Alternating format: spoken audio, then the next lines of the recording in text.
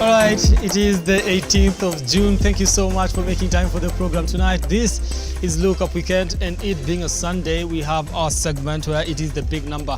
We'll be looking at that later on. I just want to call you to engage us on our socials. Atamoy Brian on Twitter at Lookuptv. The hashtag we are using tonight is Look Up Weekend. We are also live on Facebook and on YouTube, where you can send your feedback, and I'll be able to sample some of it as we continue with the program tonight. My name, as always, is Brian Amuai. Our sign language interpreter tonight is Angel Lois. These are the top stories tonight.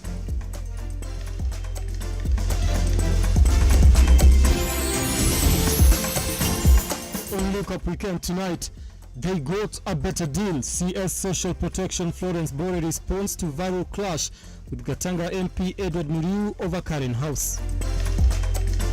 Mimi nataka nijue kama wewe ni mbunge. Wewe unaenda kupiga kura ati tuendelee kulete furniture kutoka nje, watoto wa hapa Kakamega waendelee kung'ethi hapa. Hakuna kitu wanafanya. Also tonight, there is opportunities for youth abroad. President William Ruto says 1 million Kenyans need to work abroad in order for the economy to grow. And nothing to celebrate on Father's Day. We tell you how the cost of living is leaving dads gloomy as we mark Father's Day.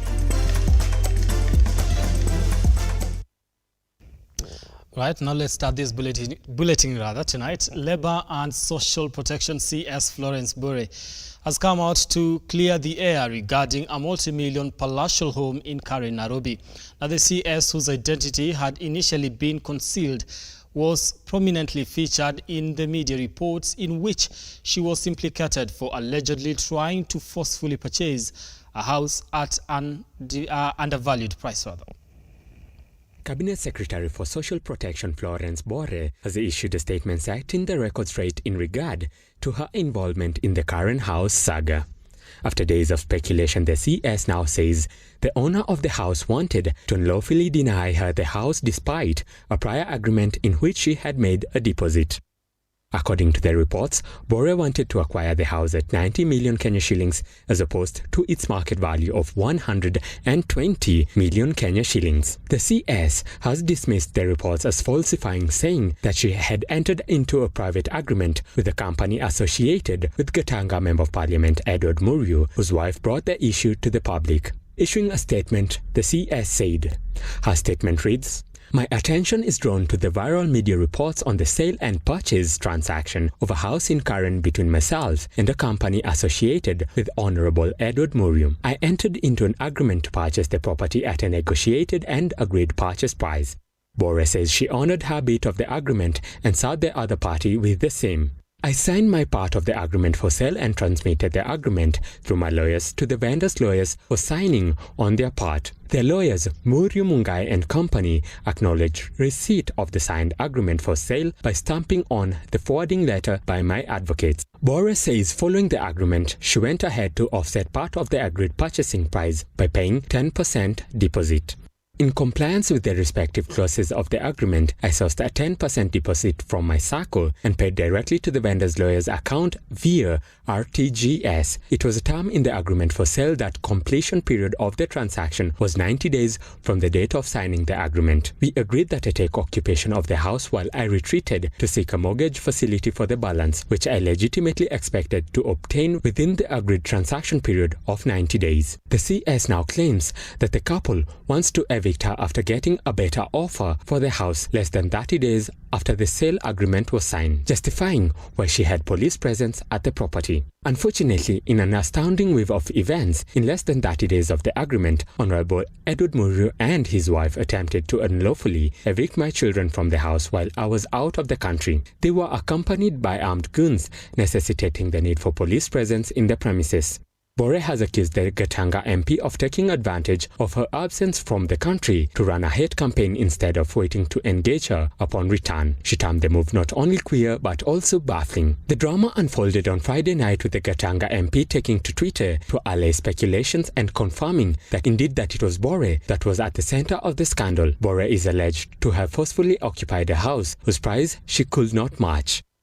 David Alex, Look Up TV. Now, after MPs voted to approve the finance bill, the debate on the affordable housing project continues to elicit mixed reactions, with President William Ruto insisting that his housing agenda will be beneficial to the country. And as Ian Ketani now reports, Ruto defended the finance bill, saying it will turn around the economic situation. Days after the National Assembly passed the finance bill, with opposition leaders taunting the government for not considering the plight of Kenyans, President William Ruto has defended the bill, insisting that it will benefit local manufacturers. Nakubaliana na wabunge ambao wanasema ya kwamba maisha ni magumu. Na ni kweli, gharama ya maisha imepanda. Lakini ili tuteremushe gharama ya maisha sio kwa kuongea. Kama wewe ni mbunge, wewe unaenda kupiga kura ati tuendelee kulete furniture kutoka nje, watoto wa hapa Kakamega waendelee kungethi hapa, hakuna kitu wanafanya? Ama unaenda kupiga kura ati samaki iendelee kutoka sijui wapi, vijana wa Kenya wakwame? Ama unaenda kusema ati simiti itoke nje, sijui chuma, sijui nini, vitu ambaye tunaweza kutengeneza hapa Kenya? Wewe unaandika barua na chama, na hawa wenye walikupatia kura, barua yao umesoma? Ruto also defended the affordable housing project, insisting that it will sort out the unemployment problem among the youth in the country. Watu wengi wananisumbua, wananiambia, wewe uko na haja gani? Hii manyumba unatusumbua naye, nani alikwambia tunataka nyumba? Ile program yetu ya housing, kiini yake kubwa sio nyumba, kiini yake kubwa ni ajira. That's what we are looking for. Kwani mnafikiri nyinyi mtatoa wapi kazi ya kupatia hawa vijana wengi hawa? Si lazima kuwe na mpango. So agenda ya kwanza ni ajira. Kupitia hii manyumba 200,000 kila mwaka, mimi natarajia kutengeneza kazi 1,000,000 Kenya. Speaking at a church service in Kakamega County, the head of state indicated that working hand in hand with county governments to ease congestion in hospitals across the country through community health workers. Nimekubaliana na governor, yeye atafute kama 300,000 hivi ya kusukuma hiyo hospitali. Nitakutafutia shilingi 200,000 kwa sababu ni hospitali kubwa, ili saidiane na hospitali ya MTRH hapa Eldoret. Ndio kusiwe na msongamano pande ile, kusiwe na msongamano pande ingine. The elusive Mumias sugar reviving debate took center stage, with Ruto assuring residents that the company will not be privatized. Industrialization yetu ya hapa Kakamega ni maneno ya miwa. Kwa hiyo budget statement, na ni vizuri wananchi wa Kakamega wajue president ametupangia maneno kwa maneno ya miwa. Ameongeza ushuru kwa wale watu wanatoa sukari nje, ndio local factories zetu hapa ziweze fanya kazi vizuri. Maneno ya sukari, wizara ambaye inahusika wameketi chini na governors. Nimewaambia pia wameketi chini na wabunge. Sasa nimeweka mpango sawa sawa, kwa sababu hatutaki tena ile tunafanya alafu inarudi nyuma. Tumeweka pesa nyingi hapa Mumias, karibu bilioni 4-5. Kakamega Governor Fernandez Barraza on his part affirmed his support for the finance bill. Mheshimiwa Rais, I want to confirm you today ya kwamba on behalf of the 47 governors, we are supporting your initiative to collect taxes. Hatuwezi kuwa na maendeleo hapa, hatuwezi patiana huduma bila watu kutoa pesa. Ian Ketani, Lookuptv. Now, today the world marks Father's Day, a day that many choose to celebrate their fathers across social media platforms. Others reward their fathers, but due to the rise in the cost of living, others can only wish them well by word of mouth rather. Now, Audrey Cherotich spent the day in the streets of Nairobi and files the following report. Meet Peter Momanyi, a motorcycle rider who earns his livelihood through the many trips he has to make. Momanyi says Father's Day is not important to him. Nini hakuna na ngeti hapo kwa barabara ununulia nini? Sasa hiyo unaenda unaweka mafuta ya 200. Ukiweka mafuta ya 200 unazunguka tu raundi moja, mpaka customer mpeleka junction hakuna. And due to the high cost of living, Momanyi, who is a father of 4, recalls that although it is Father's Day, he has absolutely nothing to celebrate. Mimi, hakuna kitu tunasherehekea. Maisha imekuwa ngumu. Unasherehekea nini? Sasa hivi angalia tunangeti hapa barabara 3 hours hapa ndio upate customer moja. He only needs one thing. Mimi ni mtu kuna familia. Watoto wananiongojea jioni. School fees ndio inatupamba. Tutafanya aje? Mimi naomba tu president afanye heshima, asukize kitu. Watu wakule, wananchi wakule. Yeye ndio tunaangalia, hakuna mwingine tena. For Meshak Otieno, it is not all grim. Despite the high cost of living, he is happy it is Father's Day, but he reckons it is a day that many do not remember. Father's Day, okay, it's a big day for us, though as fathers we normally don't get recognized so much, as we don't even know today is our day. So I'm glad that you reminded me, though my wife had also reminded me about the same. We are struggling to raise our families actually, because we have school fees, we have the cost of food has gone up, but we are trying to cope up because we have to sustain our families as fathers.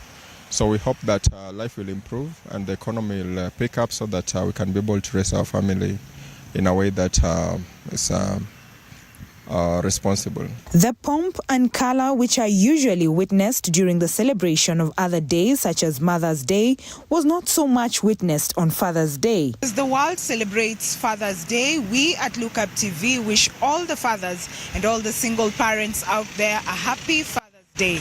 Audrey Cherotich, Lookuptv. Thank you, Cherotich, for that. Now, away from that, Narok County Governor Patrick Olentutu has lauded members of parliament from his county who voted in support of the finance bill, claiming that the tax measures will help raise revenue to fund counties. Now, speaking during a church service at AIC Narok Town Church, Governor Tutu described the MPs as patriotic while taking a swipe at those who opposed the bill.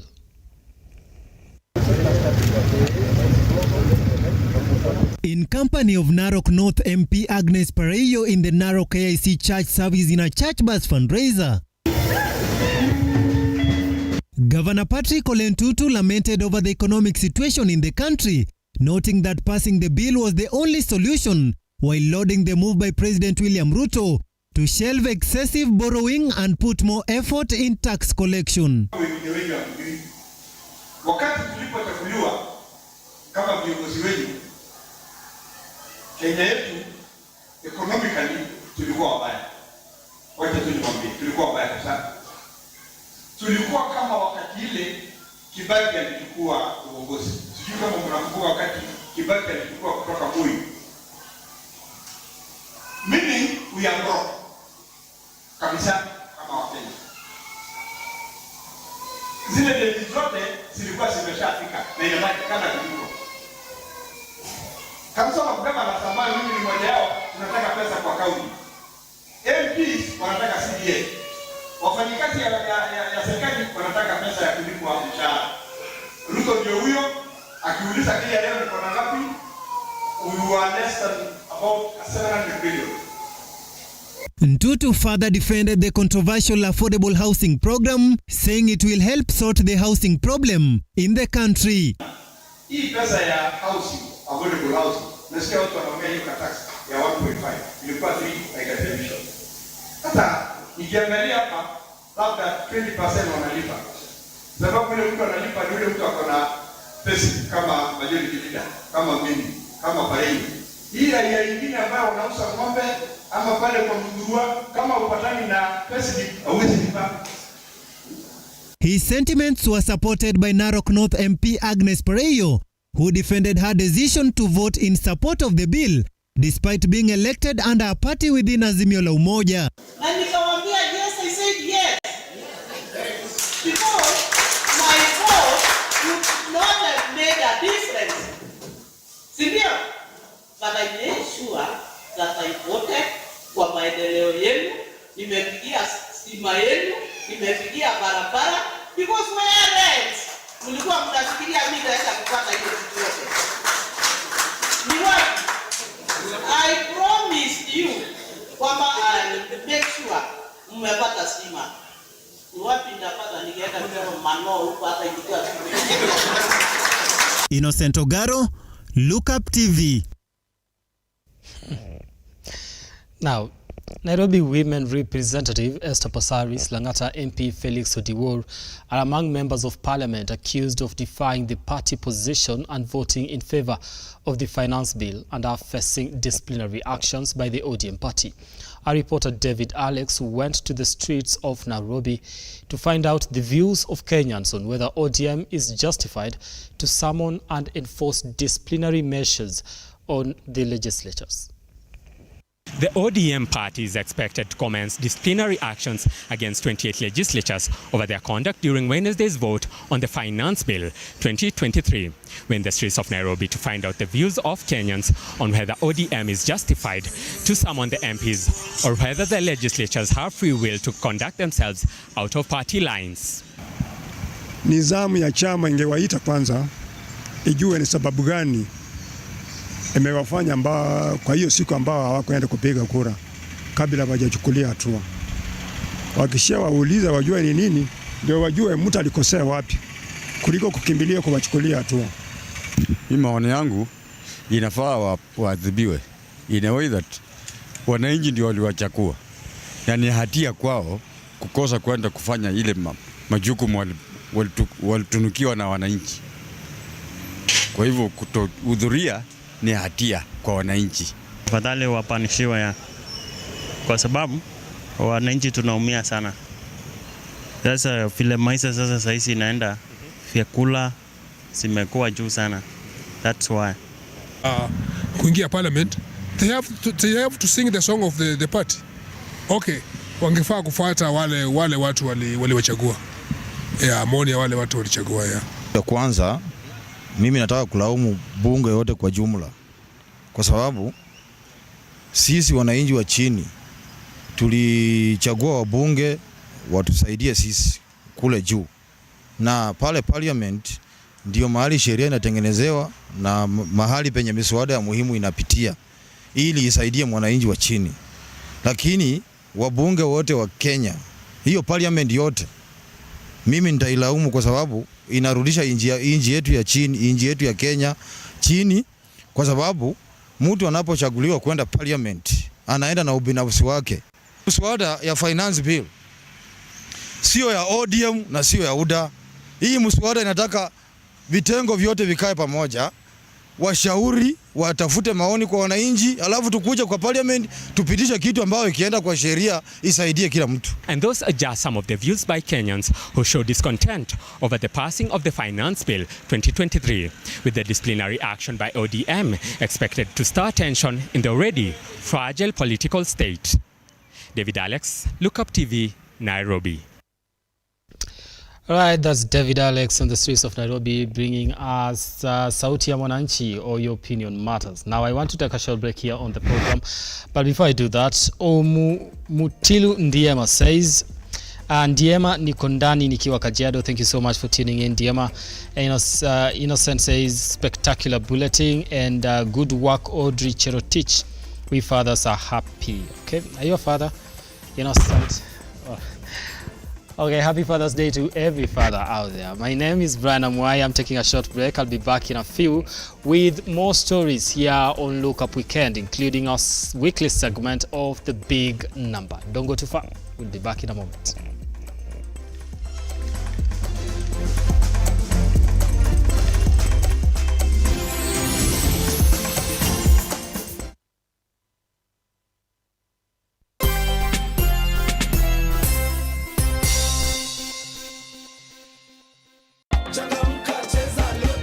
Nyakua mita na Lotto every hour. Get into the Lotto money train and win big. Mara hii you win 20,000 times pesa zako. 50 bob inakushindia 1 million shillings every hour na up to 40 million shillings every day. Usiwachwe nyuma. Mamili ni moto moto na Lotto. Nenda kwa M-Pesa paybill number 777-000. Andika neno Look kama account name. Cheza na kati ya shilingi 50 hadi shilingi 2,000 na ubambe do na Lotto. Over 18s only. Gaming can be addictive. Play responsibly. This message has been approved by the BCLB.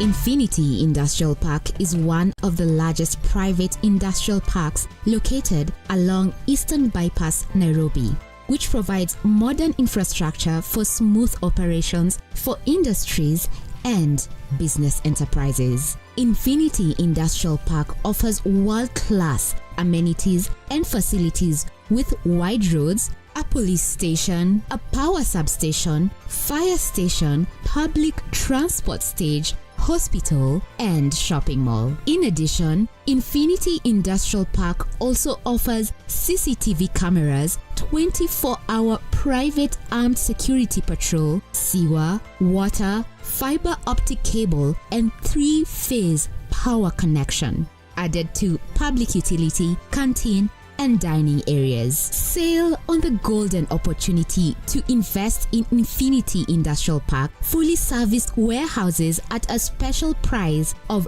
3,569 Kenyan shillings per square foot. For more inquiries, visit our website infinityindustrialpark.com.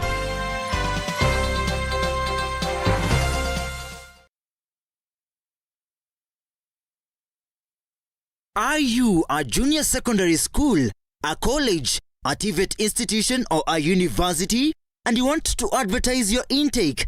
Book now and advertise with us today on both Lookuptv and all our digital platforms. Call us today on 011 0430 158, 011 0430 158, or email us on sales@lookuptv.co.ke.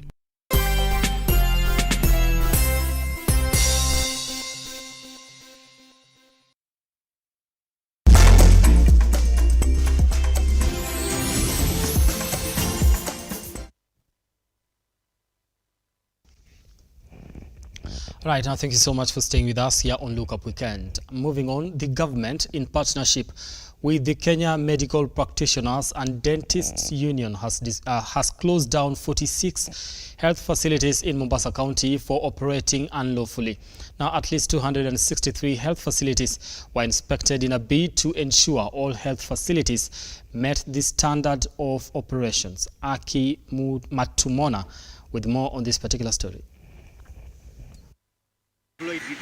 Kenya Medical Practitioners and Dentists Union, in conjunction with Mombasa County Government and the Directorate of Criminal Investigation, conducted a routine inspection of health facilities in Mombasa County. During the inspection that lasted for 1 week, 3 people were arrested for operating facilities without licenses, a move that led to the closure of 46 non-compliance facilities and 25 which were partially closed for failing to maintain the stipulated standard. Kenya Medical Practitioners and Dentists Council, in conjunction with the County Government of Mombasa and the Directorate of Criminal Investigation, conducted routine inspection of medical facilities from 12 to 16 June 2023 in Mombasa County. The inspection aimed at ensuring that all the facilities operating in Mombasa County are compliant for the purposes for which they are licensed. Currently, there are 436 registered health facilities in the county. During the week, the council inspected 263 facilities of different levels, closed down 46 non-compliant facilities, arrested 3 persons for practicing without duly licensed. An additional 25 facilities were also partially closed for not maintaining the stipulated standards and norms. The Director of Medical Services in Mombasa County, Abdul Manaf Zain, said that the inspection will continue until all health facilities operate on set out of standards. Members of the public were warned against visiting health facilities that are not registered and to report unsuspecting facilities that are registered. Furthermore, they were assured that the agency will continue working with the county government to ensure proper services delivery. This is a joint inspection with the county government of Mombasa, and we have been working together for the past 1 week. What we want to ensure, assure the citizens of Mombasa is that we, as county government of Mombasa, are working very closely with all the regulatory bodies to ensure that our people are getting quality services. The quality is not compromised in any way. We want to make sure that the facilities where the services are being offered are complying with the quality and standards, and the personnel who are offering that service are registered. They are duly registered and not quacks as as we call them. Achima Tumona, Lookuptv. Now, the youth in Kakamega County are now embracing art to enlighten the youth on matters affecting them socially. The group visited various schools in Kakamega and Bungoma counties to create awareness on matters female genital mutilation, early pregnancies, and gender-based violence. You said that what answer? Yes. And again, we omen. I am dead. Confusion, where is confusion? Watoto wa siku hizi wanaoleka mapema. Sijui ni kwa sababu ya peer pressure ama nini. Wanaoleka mapema sana, wanaoleka wanaenda. Alafu kitu ya pili ningependa kuangazia kitu kama FGM. Tukiangalia katika kitabu hii ambao wanafanya tu for Lessons of the Savannah. Kuna mhusika anaitwa Rezian. Unapata kwamba jinsi wakati walitoka Nakuru kuelekea Nasila, kwamba walijaribu, walikazana, wanataka wapashwe tohara FGM, lakini walikataa. Kwa nini? Yeye alijua ni lengo gani anataka. So hiyo inajaribu kufunza wanajamii kwamba hata kama sisi kweli wewe kuna mila na desturi fulani, lakini inaweza kuzuia kufanya kitu. Tunahusiana na mambo kama ya the current issues affecting our youth nowadays, kama FGM, GBV. Sasa sisi kama wasanii tunatry ku enlighten wao, tunacheki hiyo FGM na kupata kama wale mtaani huko chini una shit ya kudu, ndo saa inabidi saa wingi online hizo vitu, lakini sasa kawe ni artist kuna kitu na chase kwa life. Na usanii ama sanaa imechangia pakubwa kupunguza masuala ya ukeketaji, pia swala la vita vya kinyumbani.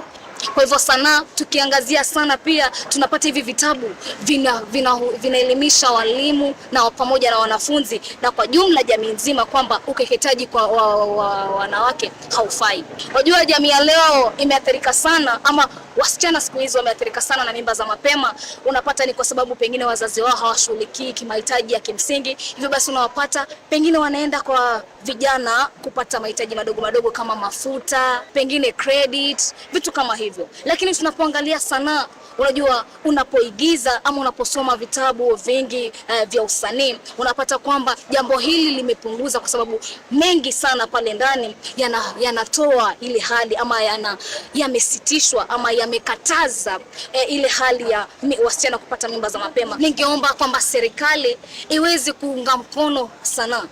Kivipi? Pengine wanaweza toa fedha za kuimarisha hawa wasanii kuingia katika vijiji na vichochoro ili kuelimisha katika masuala haya matatu, maana ukiangalia haya masuala kwa kweli yameathirisha jamii. Now, residents of Kipsing in Isiolo County have resorted to various activities to promote police-community relations and help curb cases of insecurity in the area. Now, speaking during the one-day fanfare, as Julia Cherotich now files, Oldonyiro Division Assistant County Commissioner Barnabas Kimotot lauded the move as a way of creating a good rapport among residents and authorities.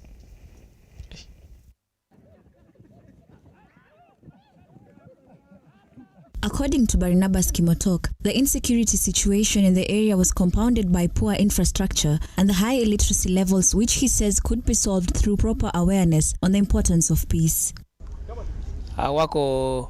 Hawana hiyo huru wa kupeana habari, lakini pia tumewaelimisha kwamba uniform ya polisi ni uniform kama uniform nyingine, kama ile ya shule, kama ile ya madaktari.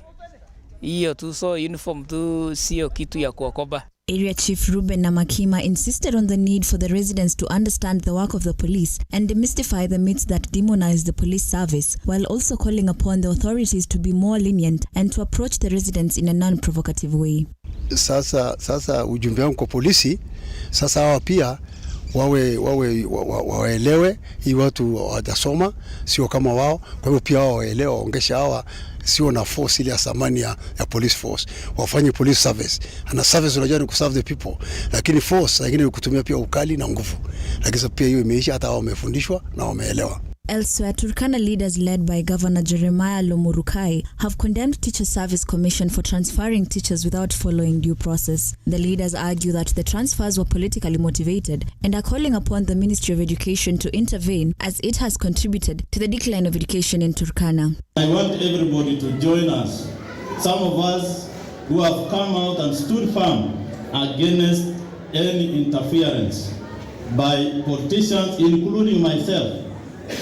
If you appear in your office, there's some county director of education with the county director of education asking you to transfer a teacher who in one way or another did not support my party. Please do not allow my request. And that is what I want to make it clear today. Finally, the Mijikenda Kaya elders are now blaming the youth for the massive tree destruction in the coast region. The elders, while speaking at a public baraza, stated that while they have been at the forefront of protecting the trees, the youth have been massively destroying them to produce charcoal and timber, which has led to serious land degradation. Vijana ndio waharibifu wakuu wa mazingira. Muda niliokaa hapa nimeona kumepita mabodaboda akiwa amebeba magunia 10 ya makaa. Yale makaa ni miti. Na ufahamu kule ilikotoka makaa yale hakukupandwa mti. Nitatoa mfano mdogo tu. Kule kwetu kuna sehemu yetu Mgodo mpaka na Lungalunga. Hivi leo ukifika ni jangwa. Aliyesimama kilomita 10 unamwona mtu yule. The chairman of the association, Mwinyi Mwalimu, has appealed to the youth to be ambassadors and spread the message of environmental conservation. Juliet Chipkoech, Lookuptv. Right, now Mardi says live from Kiambu. This is Simon Kiaria. Thank you so much for tuning in. Mimi say claps for the bulletin. Thank you so much. Michael Wheeler says keep up the good work. Quincy Akado says watching from Nairobi. Thank you so much, Quincy, for making time for the program tonight. Now it is time for the big number here on Lookuptv. Now welcome to the big number tonight, where we delve into the world of salaries and remuneration demands of public officers. Today we focus on the members of the County Assembly who have been actively advocating for pay increase. Will their demands actually be met? Now let's find out about that. Now, in the upcoming financial year, the Salaries and Remuneration Commission, SRC, is considering proposals for wage reviews that may result in a pay rise for MCS. Now, during the third Public Service Remuneration and Benefits Review cycle, the SRC presented an increase of 10,000 Kenya shillings in gross salary for MCS. Currently, MCS receive a monthly remuneration of 144,375 Kenya shillings, along with a committee seating allowance of 62,400 Kenya shillings for the 2023-2024 financial year. Now, the SRC has proposed raising the gross salary of MCS to 154,481 while keeping the seating allowance unchanged. Now, the following financial year, 2024 and 2025, is set to see another upward review, with salaries potentially reaching 164,588. However, it's important to note that one of the major demands from the MCS, namely the plenary seating allowances, remains unfulfilled. This issue led to the shutdown of county assemblies. Now, when the SRC threatened to remove it. Nevertheless, certain benefits such as official transport, medical benefits, retirement benefits, car loans and mortgage benefits have been retained. Additionally, the MCS are agitating for the reinstatement of the 2 million Kenya shillings car grant and the establishment of a fully anchored county development budget with a 40% allocation for the Ward Development Fund. They are also pushing for the creation of a county affirmative action fund specifically for nominated MCS. Furthermore, the MCS are calling for the Kenya Revenue Authority, KRA, to revoke the 30% tax imposed on their car reimbursements. To date, several counties including Narok, Mandera, Kericho, Embu, Tana River, Kisii, Marsabit, Makueni, Wajir, Garissa, Mombasa, Kwale, Nakuru, Kajiado, Nyamira, Laikipia, West Pokot and Samburu have experienced shutdowns due to these ongoing demands. Away from that, we move to the governors and the senators. A new agreement has been reached regarding retirement packages for county bosses. This time, the governors have turned to the Senate for support. Now, this comes following a failed attempt through the MCS. Now, in a recent communique after a two-day inaugural summit in Naivasha, it was decided that the Senate would pursue the proposal by enacting legislation to provide pensions for retiring governors. The leaders also resolved to strengthen intergovernmental relations and institutions, urging the Senate to fast-track the legislation that would establish the Council of Governors Secretariat and a legal framework for its funding. Previously, through the County Assemblies Forum, the governors proposed retirement packages similar to those enjoyed by retired presidents, deputy presidents, chief justices and speakers of parliament, to be funded by the county coffers. Now, these packages will have also extended to their deputy speakers and the MCS. Now, the governors and their deputies were seeking a lifetime pension of up to 2.3 billion annually, with governors receiving a monthly pension of 730,200 shillings and deputies receiving 700,000 additionally. Now, the proposals included a lump sum payment equivalent to 1 year's salary of a 300cc four-wheel drive car, 3,000 rather, fuel allowance, a driver, a personal assistant, and a comprehensive medical cover for local and overseas treatment. However, the Salaries and Remuneration Commission, SRC, disputed these proposals, considering them unrealistic, unsustainable, and burdensome for taxpayers. The SRC stated that the cost of public coffers in the first year alone will exceed 2.3 billion, while the Council of Governors argued that the countries with devolved governments such as Nigeria and South Africa provided pensions for their governors. Now, the Commission emphasized that it had agreed with the Council of Governors in January 2020 to establish a pension scheme for state officers in counties, including governors and deputies. Now, the proposed bill suggests a monthly pension of 80% of, I believe, 24,000 rather, Kenya shillings, amounting to 730,200 for retired governors and for the rest of their levies. Now, or for the rest of their lives rather. Now, in the event of their demise, their spouses will receive 50% of the monthly pension. Now, as for retired deputy governors, the bill proposes a lump sum payout of 7.45 million Kenya shillings annually, based on their current monthly salary of 621,250. Furthermore, they are pushing for a monthly pension equivalent to 60% of their previous salary, amounting to 372,750 Kenya shillings, also for the remainder of their lives. Similarly, in case of their demise, their spouses would receive 50% of the monthly pension. Up next is sports. That does it for the big number tonight.